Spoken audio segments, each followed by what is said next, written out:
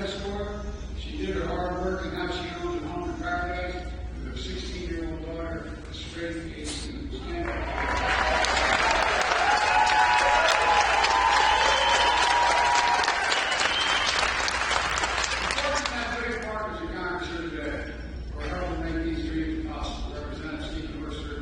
Great leader of the 4th District and chair of the Congressional Black Caucus, who works every single day to reduce housing costs and close the racial wealth gap, which is happening. Representative Susie Lee, who is a driving force to cut red tape and build more affordable housing all across Nevada. Representative Dean Scott, your old friend. You've always had my back, and I've had yours. We've had people in this country and this city back. Housing is so much more than just a word. It's about people's lives. You know, you can't be here today because the voice of Washington, but also on that, your outstanding senators, Catherine Cortez Masto and Jackie Rose. Leadership.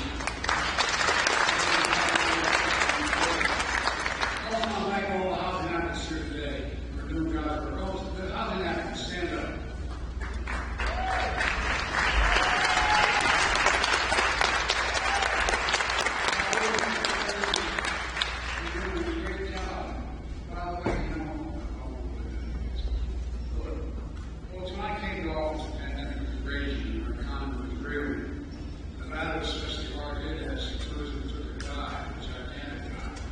Before I came to office, unemployment reached 30%. I'm trying to take it around today because of the book I just talked about. And Nevada has created 274,000 jobs, bringing back the lost jobs from the pandemic and adding another 129,000 jobs. Things are on the move. Unemployment is down dramatically. More Nevada is working today than ever before in the history of Nevada. Thousands of cities across all of America are seeing this great comeback story. You know, my American Rescue Plan, which I might add, a single solitary Republic, provided $350 billion to state and local governments, including funds for every city, county, town, tribe in this state. And the state put that money to good use. Put cops on the beat, teachers in the classroom, kept small businesses on their feet and families in their homes. And that's not all. You can't have the best economy in the world, which we do now. You don't have the best infrastructure. My predecessor, remember, my predecessor kept talking about infrastructure meeting for 4 years. We didn't build a damn thing. We got to take on that. I proposed to sign a significant investment on basic infrastructure in generations. Now we're going to have infrastructure in decades. So far, 47,000 new projects modernizing America's roads, bridges, ports, airports, public transport, so much more. It's happening. Creating jobs now and jobs in the future as well. $3.4 billion in projects right here in the track. $3.4 billion.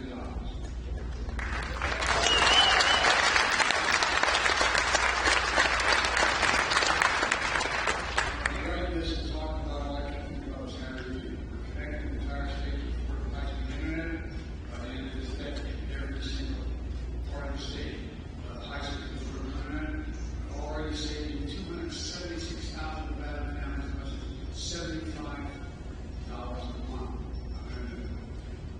I know our friend Harry is looking down and saying, the airport is getting upgraded as well. Good to one about the other. He's so proud of moving America's first high-speed rail line that takes folks from Las Vegas to Los Angeles in 2 hours instead of 4. It's going to create 35,000 first-rank major high-speed rail line in America. 35,000 good-paying jobs. Take 3 million vehicles off the road and reduce pollution significantly. It's also taking this we've got the time and a half.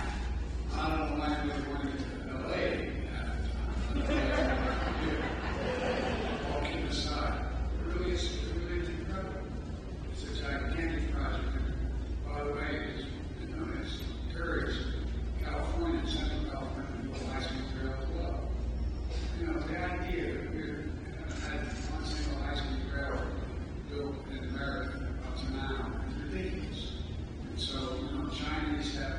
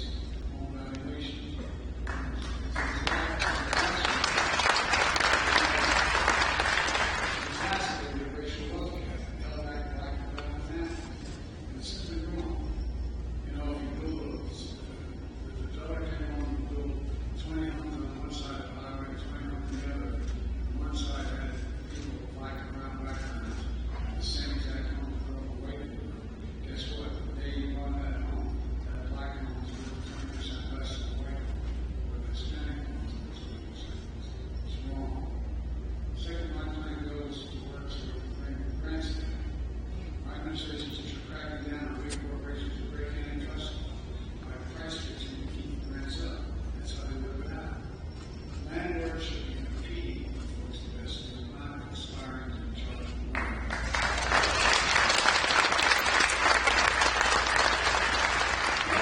After what I would call unfair rental jump fees. Like the ones you charge when you move into an apartment. One of those surprise convenience fees aren't convenient at all. And add up to hundreds of dollars. I think somebody's going to start with that. Folks, I'm tired of being played for suckers. I'm tired of letting them play for suckers.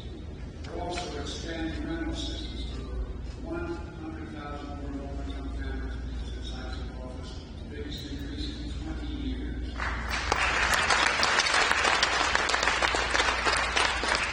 My new plan will help hundreds of thousands more, including foster kids. As I mentioned earlier, aging out of foster care, so that they move out, living on their own for the first time. It's also going to help thousands of veterans afford to rent, because no one should be homeless in America, especially someone who serves.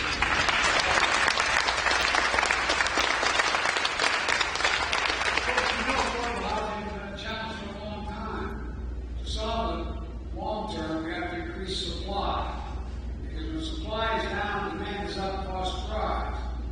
Bottom line to lower housing costs for good is to build, build, build. That's why I want to mention delegation not cut red tape so more builders can get federal financing for the new project. A record 1.7 million new housing units under construction nationwide right now.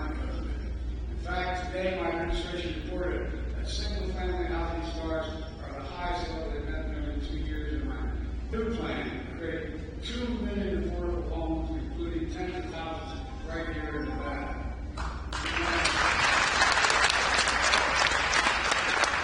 We're doing this through what we call the neighborhood home tax credit to build or renovate affordable housing. And we do by expanding the bipartisan low-income, sorry for all these types of investment rental units, which supported by lenders, builders, families, and housing advocates alike.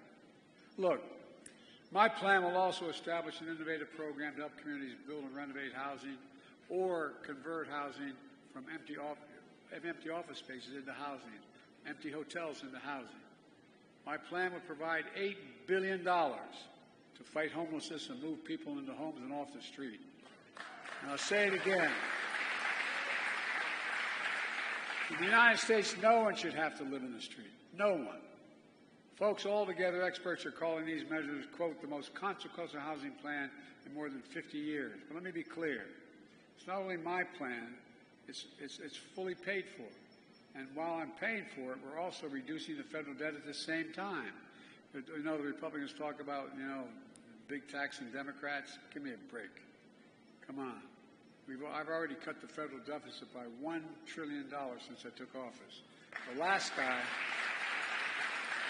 guy increased the deficit by a larger margin than any president in American history in the 4 years he was president.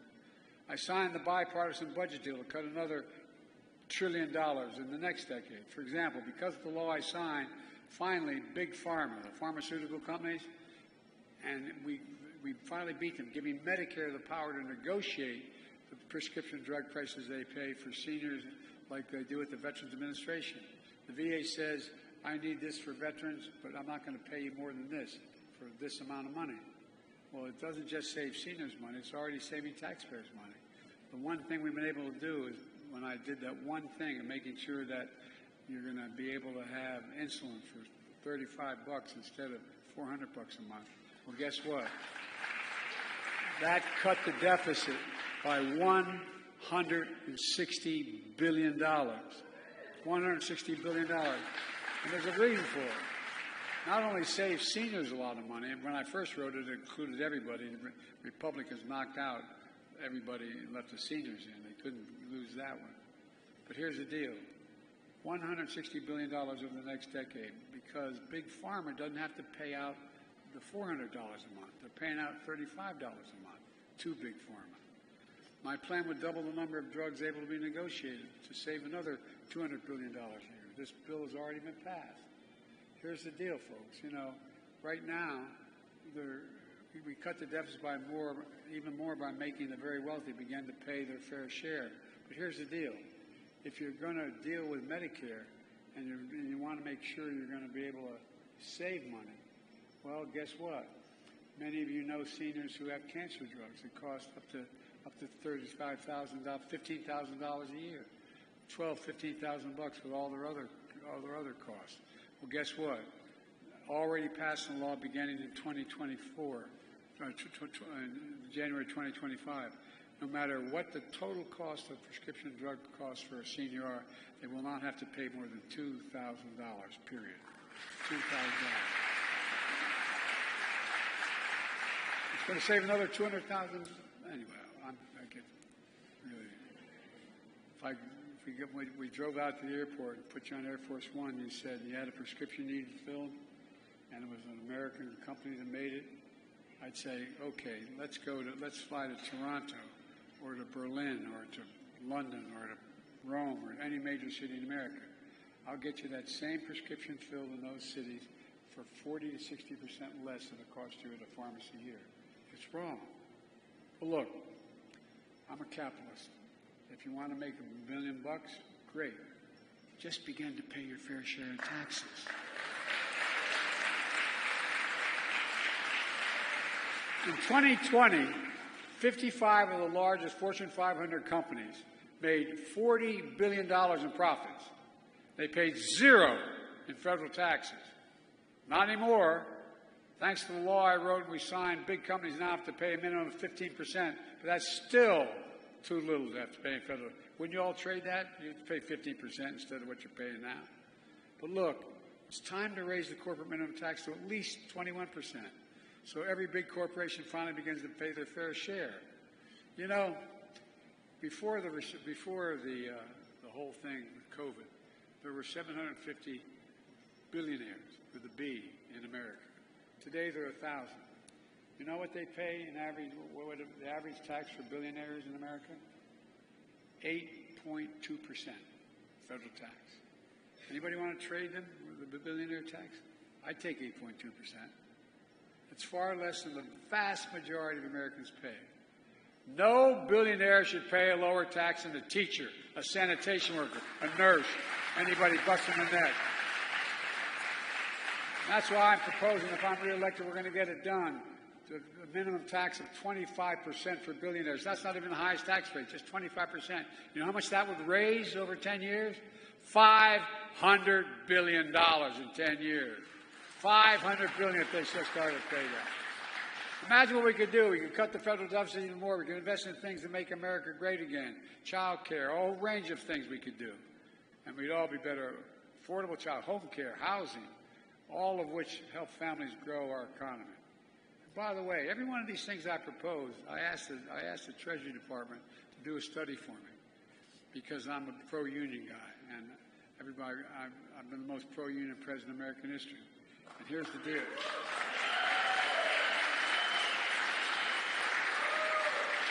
And people say, well, that costs a lot of money. It saves money. The study they've done points out that union labor and contracts raise everybody's income. Everybody's income.